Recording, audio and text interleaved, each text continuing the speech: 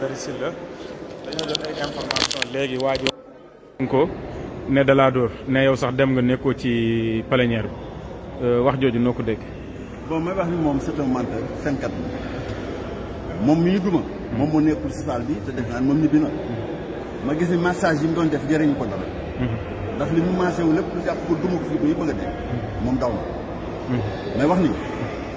kooku caaxaan rek la fi nekk defe naa ni xam na ni man kenn moo la tey daje na ak góor pour peñ laa ko dóor mun dipp daal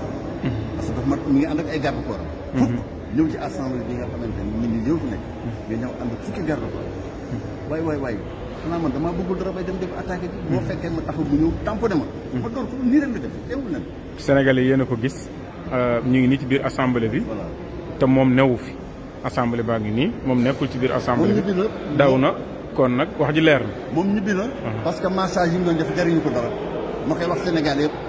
ni mos na tey très bien jot na kurpañ boo xamante ne man kenn du ma tamponné